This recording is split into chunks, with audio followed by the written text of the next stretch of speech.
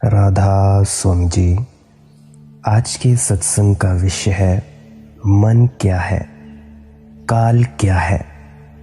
कैसे मन और काल दोनों जीवों को दुनिया में ही भरमाने का काम करते हैं। कैसे एक सद्गुरु की संगत में जाने वाले जीव को काल दुख देता है, सुख देता है, और कैसे काल सद्गुरु से एक एक जीव की मुक्ति का बदला लेता है। तो साथ संगत जी, हम आज स्वामी जी महाराज जी की वाणी के माध्यम से ये सब समझने की चेष्टा करेंगे।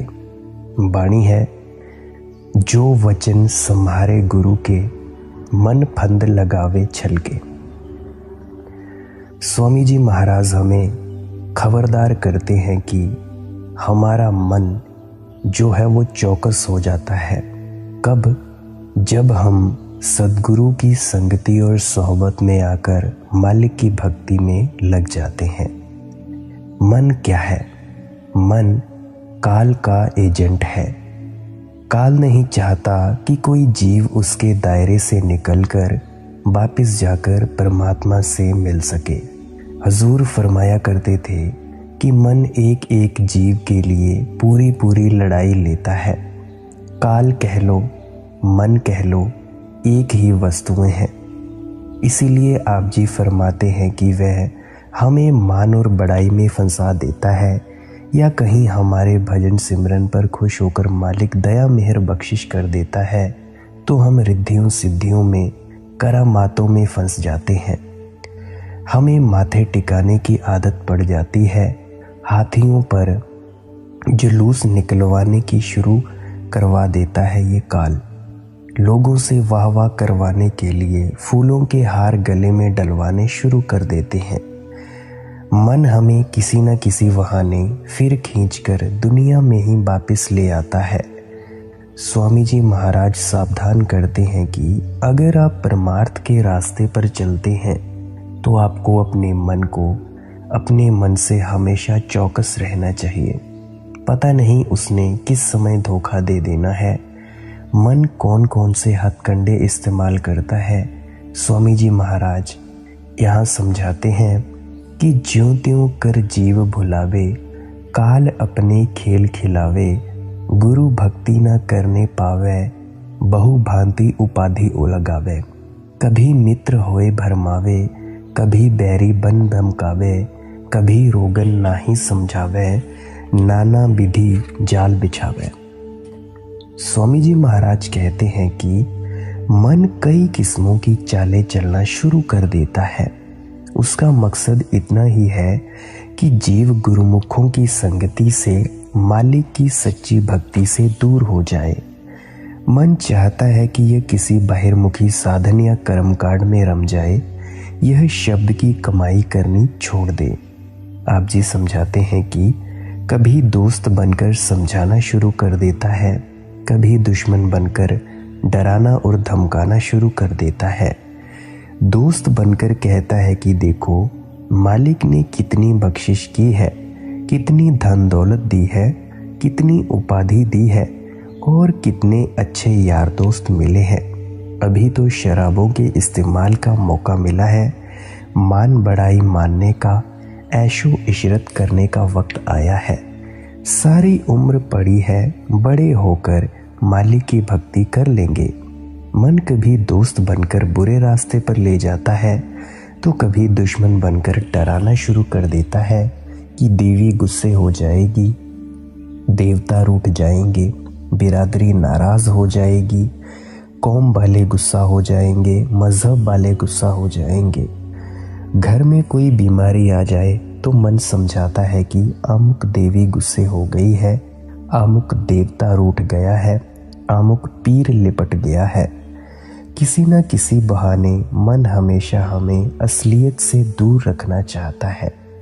स्वामी जी महाराज कहते हैं कि मन का मकसद ही यही है कि हम शब्द की कमाई करनी छोड़ दें, नाम की कमाई करनी छोड़ दें, ताकि हम देह के बंधनों में ही फंसे रहें, जन्म मरण के दुखों में ही उलझे रहें। यह नाम की कमाई क्या है? शब्द की कमाई क्या है? यह नाम की कमाई या शब्द की कमाई, ये एक ही चीज़ें हैं। इसको हम अनहद नाद शब्द धुन को सुनना भी कहते हैं।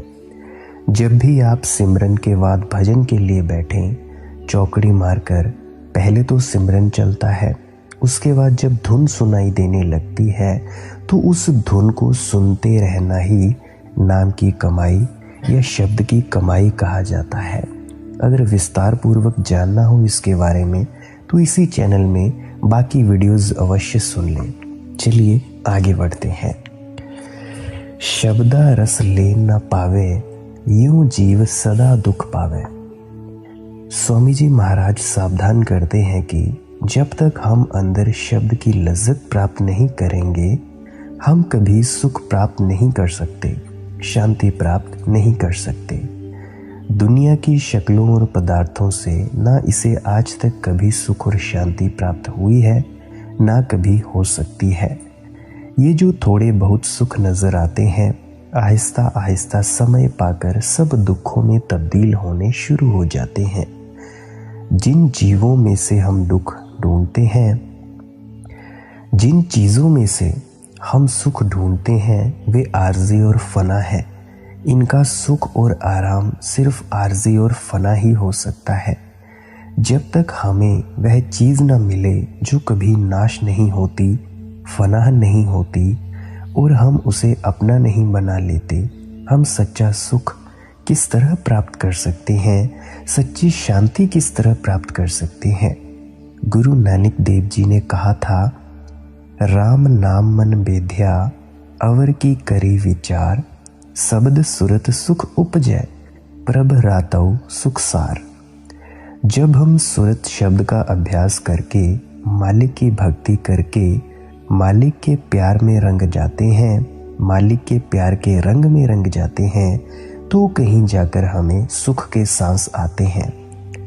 गुरु अमरदास जी ने फरमाया था, जिन्हीं घर जाता आपना से सुखिया भाई।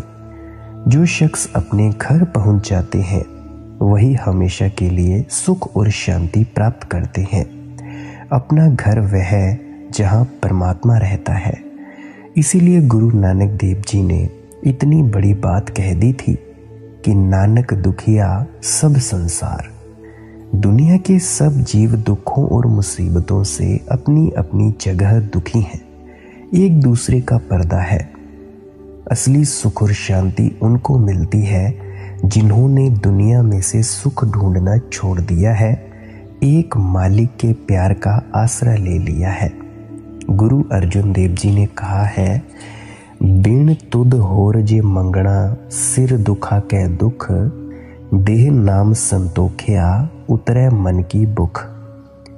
हे परमात्मा, अगर तेरे बिना, तेरे नाम के बिना हम और किसी चीज़ की इच्छा और तृष्णा करते हैं, हम तो मुसीबतों को मांगने में लगे हुए हैं। सच्चा सुख, सच्ची शांति केवल तेरे नाम में है, तेरे साथ मिलाप में है।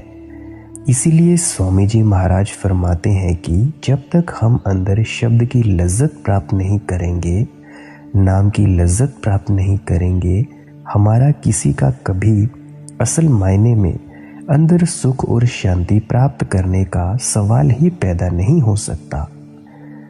गुरु मेहर करें जिस जन पर, सो बचे शब्द धुन सुनकर। अब आप जी कहते हैं कि जिन जिन जीवों पर मालिक की दया मेहर और बख्शिश के जरिए गुरुमुखों की बख्शिश हो जाती है, जिनका ख्याल मालिक के हुक्म के अनुसार गुरुमुखों के जरिए अंदर शब्द या नाम से जुड़ जाता है, वही मन के बंधनों से, मन की चालों से बचते हैं। उनको ही असली सुख और शांति प्राप्त होती है। गुरु अमरदास जी कहते हैं, आपे करता करे कराए, आपे सवद गुर मन बसाए। जो कुछ करता है वह परमात्मा खुद करता है। जब वह हमें यहाँ से निकालना चाहता है, वह गुरुमुखों के जरिए हमें अंदर शब्द से जोड़ देता है, नाम से जोड़ देता है। गुरु अमरदास जी कहते हैं, कर्म होवे सतगुरु मिलाए, सेवा सुरत सब चितलाए। मालिक ने बख्शिश की, हमें गुरुमुखों की संगति मिल गई, सोहबत मिल गई। उन्होंने हम पर क्या मेहर की, हमें मालिक से मिलने का साधन और तरीका बता दिया। क्या बता दिया? हमें सूरत को अंदर शब्द से जोड़ने की युक्ति समझा दी। जब हमने सूरत शब्द की सेवा की, नाम की कमाई की, चित्र लाए, हमारा दुनिया में से मोहया प्यार निकल गया, हमारा परमात्मा से मोहया प्यार पैदा हो गया। इसीलिए स्वामी जी महाराज कहते हैं कि जब मालिक हम पर दया मेहर बख्शिश करता है, गुरुमुखों के ज़रिए करता है, साधुओं, संतों और महात्माओं के ज़रिए करता है, और जब भी गुरुमुख हमें मालिक से मिलने के काबिल बनाते हैं, हमसे शब्द या नाम की कमाई करवा कर बनाते हैं, तब गए शब्द रस जांची, फिर जले ना जग की आंची। आप जी फरमाते हैं कि सब जीव दुनिया में आकर इच्छाओं और तृष्णाओं की आग में जल रहे हैं। जो चीज़ उनकी मर्जी के अनुसार पूरी नहीं होती, वह उनके लिए दुख का कारण बन जाती है। लेकिन जो लोग अंदर शब्द के साथ जुड़ जाते हैं, नाम के साथ जुड़ जाते हैं, उनका इन इच्छाओं में से ख्याल निकल जाता है। वे मालिक के भाने में आ जाते हैं। जिस हालत में वह मौला रखता है, वे उसी हालत में खुश रहते हैं। वे इच्छाओं या तृष्णाओं की आग में नहीं जलते। वे शब्द या नाम के साथ जुड़कर हमेशा के लिए सुखी हो जाते हैं। सब बात लगी अब कांची, गुरु भक्ति मिली अब सांची। जो गुरुमुखों के पास जाकर सच्चे शब्द या नाम की कमाई में लग जाते हैं, मालिक की सच्ची भक्ति में लग जाते हैं, उनका दुनिया में से मोह निकल जाता है, दुनिया में से प्यार निकल जाता है। उनको दुनिया कच्ची नजर आनी शुरू हो जाती है। उनको पता चल जाता है कि इसकी असलियत कुछ नहीं, हकीकत कुछ नहीं। वे पराई के पीछे नहीं दौड़ते, असलियत को पकड़ते हैं। वे पानी के बुलबुले को नहीं पकड़ते, वे सच्चे मालिक की सच्ची भक्ति में लग जाते हैं। उनका दुनिया में से मोह निकल जाता है, मालिक के साथ सच्चा प्यार पैदा हो जाता है। जो लोग मालिक की भक्ति करके, नाम की कमाई करके कुल मालिक की शरण में आ जाते हैं, वे हमेशा के लिए इस भवसागर से पार हो जाते हैं।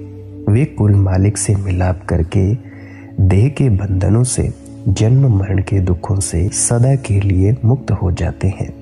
उनको सच्चा सुख, सच्ची शांति मिल जाती है। उनका मनुष्य जन्म धारण करने का मकसद पूरा हो जाता है और वे हमेशा के लिए परमात्मा में जाकर परमात्मा का ही रूप हो जाते हैं।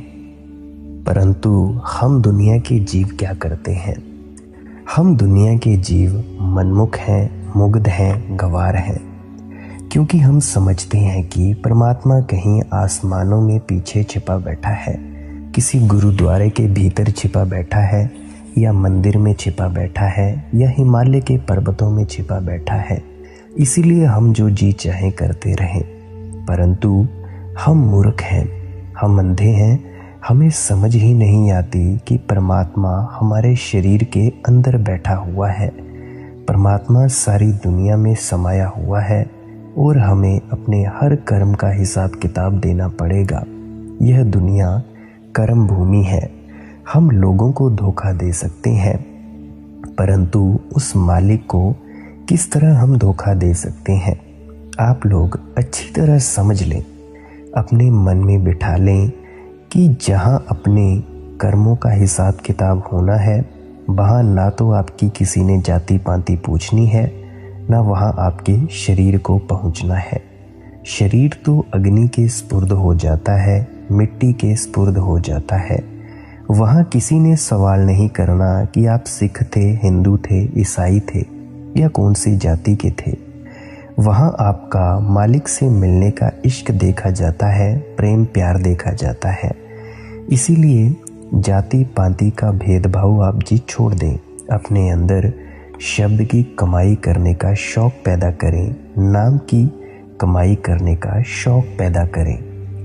एक वाणी है, हर मंदिर मह नाम निधान है, ना बूझह मुग्ध गवार, गुर प्रसादी चीन्या हर राखिया उरधार। जिस समय डॉक्टर ऑपरेशन करता है वह नहीं चाहता कि थोड़ा भी मवाद कहीं रह जाए जो सेप्टिक बन जाए, अंदर जहर फैला दे और दोबारा ऑपरेशन करना पड़ जाए। यहाँ हम किसी वहम, भ्रम या संकल्प में फंस जाएं और अपने कीमती जीवन को नष्ट कर बैठें, यह संत नहीं चाहते। संत फरमाते हैं, जिस शब्द या नाम की मैं इतनी महिमा कर रहा हूँ वह कहीं बाहर नहीं है, वह शरीर के अंदर है, देह या वजूद के अंदर है। ग्रंथ पोथियों, वेद शास्त्रों में महात्माओं ने उसकी महिमा की है।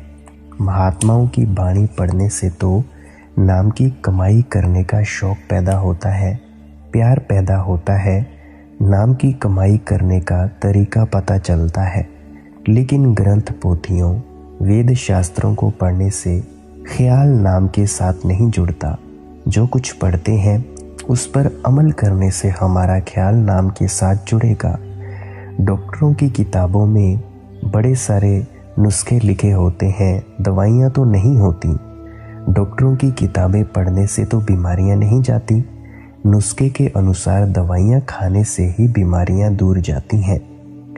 टाइम टेबल पढ़ने पढ़ाने से कोई पढ़ाई लिखाई करना शुरू नहीं कर देता, उस पर चलने से तब जाकर पढ़ाई लिखाई शुरू हो जाती है।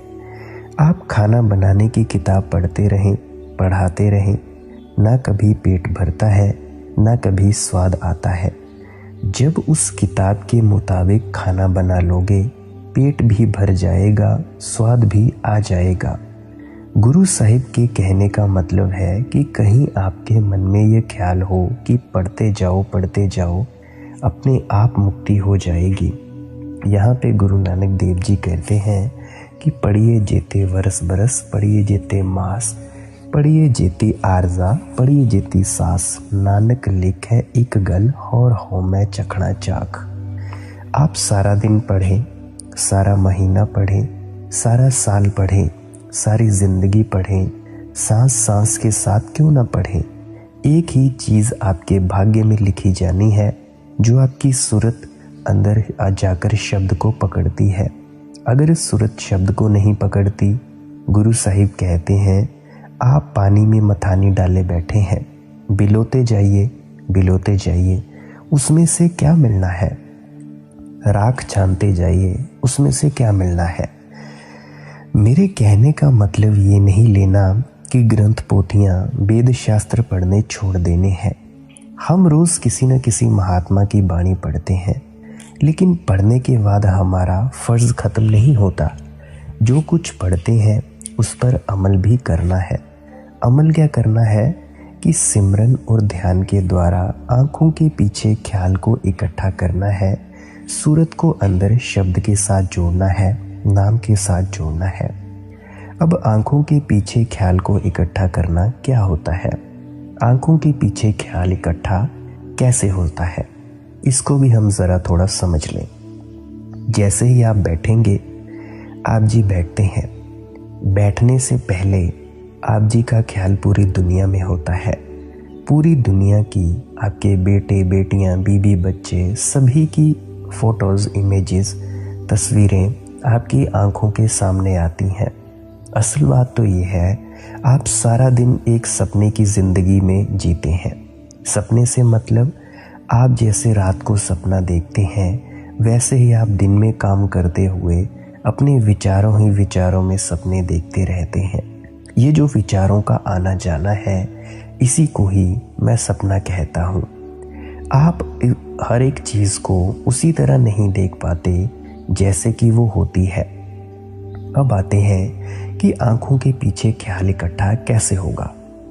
अगर आप नामदानी सज्जन हैं तब आपको सिमरन करना होगा। शुरुआत के आधा घंटा, पौना घंटा, जितनी भी देर आप कर सकते हैं, आपके गुरुदेव ने आपको हिदायत दी है, आप वो सिमरन कर सकते हैं। जब सिमरन को वक्त पूरा देंगे तो अजपा जाप, यानी कि आपका ही जपा हुआ सिमरन आपका मन जपने लगेगा। जब आपका मन जपने लगेगा तो आपका पूरा ध्यान आपके सिमरन की तरफ हो जाएगा।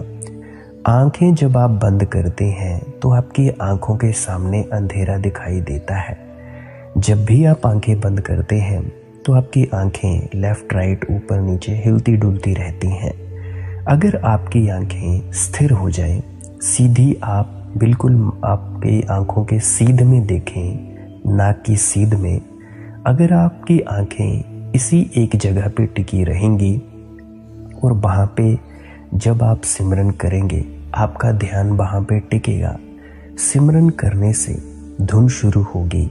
जब आप धुन को सुनेंगे, धुन सुनती है कानों से। शुरुआत में आपके कानों से सुनाई देती है, पर माथे के बीच में, सर के बीच में से आती है, ब्रह्मरंध्र से या सहस्त्रार से कह लो। तो ये जो धुन आती है, जब आप आंखों के सामने देखेंगे, देखते रहेंगे और उस धुन को सुनते जाएंगे। ये जो धुन अंदर से आ रही है, इस धुन को आपके अंदर से सुनने को कहते हैं अंतर्मुखी साधना। अगर आप बाहरी कोई आवाज़ सुन रहे हैं, बाहरी कोई क्रिया कर रहे हैं शरीर से, तो उसको कहते हैं बहिर्मुखी साधना।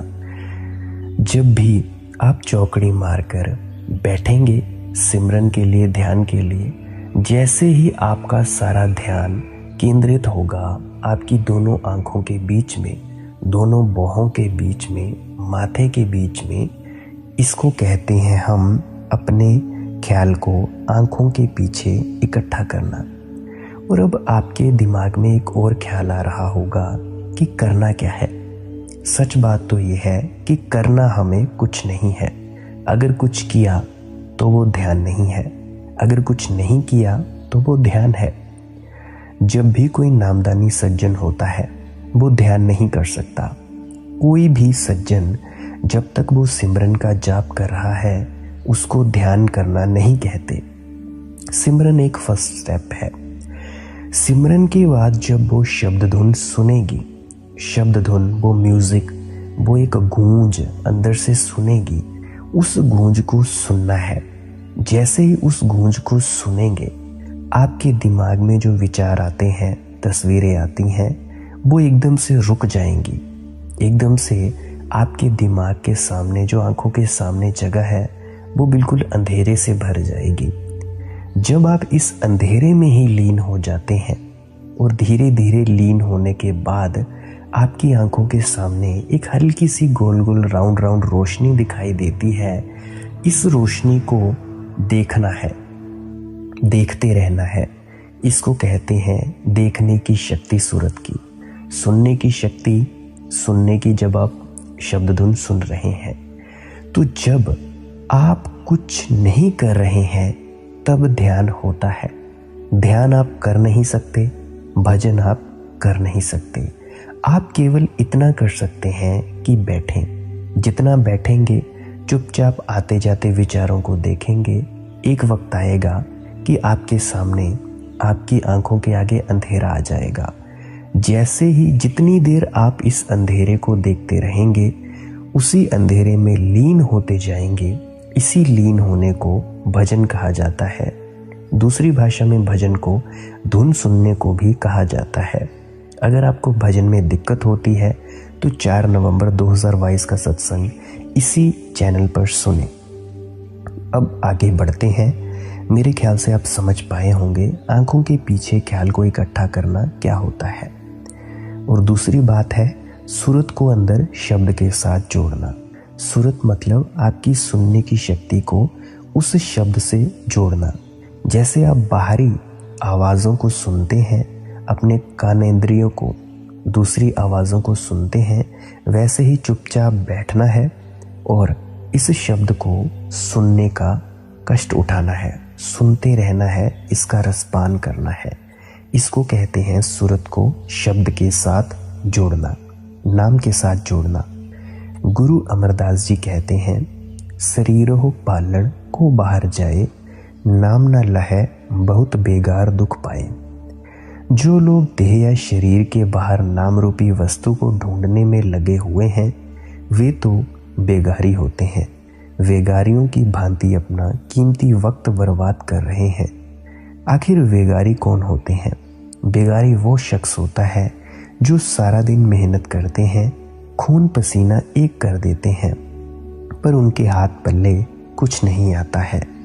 चौथी पातशाही गुरु रामदास जी की वाणी है, घर रतन लाल बहु माणक लादे, मन भ्रम्या लह ना सकाइए।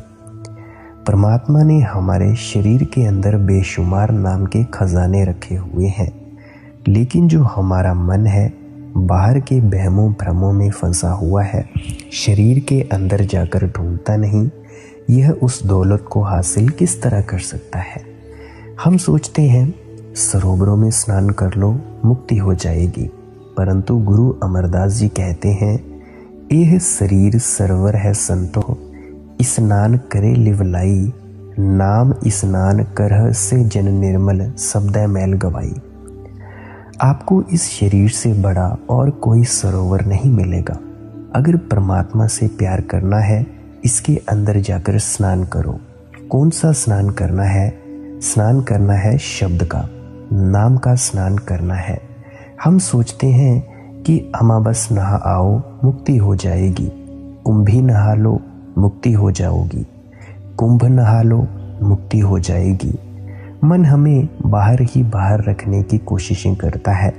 इसीलिए गुरु साहिब फरमाते हैं, मालिक हमारे शरीर के अंदर है, मालिक से मिलने का रास्ता भी हम सभी के शरीर के अंदर है। ये नहीं कि मालिक अंदर है और उसे मिलने का रास्ता कहीं जंगलों पहाड़ों में से मिलेगा, वह भी शरीर के अंदर से ही खोज करोगे तब मिलेगा। हर मंदिर हर का हाट है, रखिया शब्द सवार, तिस विच सौदा एक नाम, गुरमुख लैन सवार। अब आप जी बहुत सुंदर मिसाल देते हैं कि हमारे शरीर के अंदर जो मन है वह लोहा है, ये जो शब्द या नाम है यह पारस है। जिस प्रकार लोहा पारस को छूकर सोना बन जाता है, इसी प्रकार मन जब अंदर शब्द को पकड़ता है यह भी सोना बन जाता है, निर्मल हो जाता है। आप जी फरमाते हैं कि लोहा भी शरीर के अंदर है, पारस भी शरीर के अंदर है, लेकिन लोहा पारस को कब छूता है?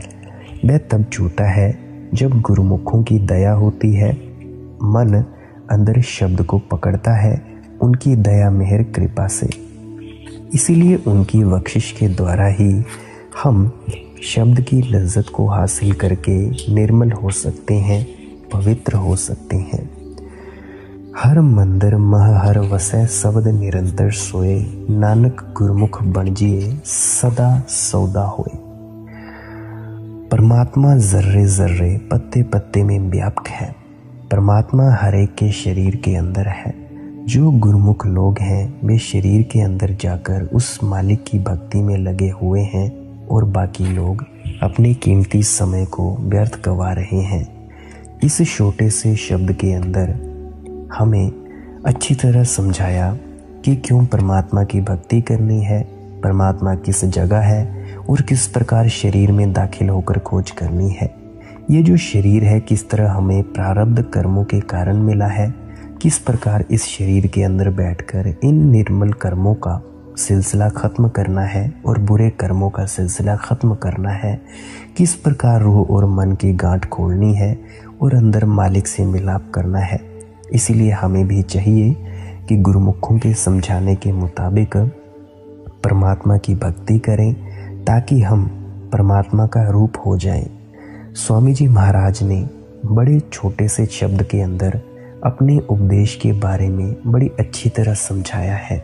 हमें भी चाहिए बहिर्मुखी साधनों में से अपना ख्याल निकालकर अपने ख्याल को अंदर सच्चे शब्द के साथ जोड़ें, सच्चे नाम के साथ जोड़ें। साथ संगत जी, आज का सत्संग यहीं समाप्त होता है। अगर आपका कोई प्रश्न है तो टेलीग्राम पर जाएं, मालिक की मौत सत्संग सर्च करें और वहाँ पे पूछ सकते हैं। वहाँ पे मेरा नंबर भी होगा, कॉल के माध्यम से भी पूछ सकते हैं या इसी वीडियो के अंदर कमेंट कर सकते हैं। अगर आपको इस सत्संग से थोड़ी भी जानकारी मिली हो तो अपने मित्रों परिजनों तक ज़रूर साझा करें ताकि उनकी भी घुंडियाँ खुल जाएं। आपने इतना वक्त दिया, इसके लिए आपका बहुत बहुत धन्यवाद। अंत में आपके भीतर बैठे परमात्मा को प्रणाम करता हूँ। राधा स्वामी जी।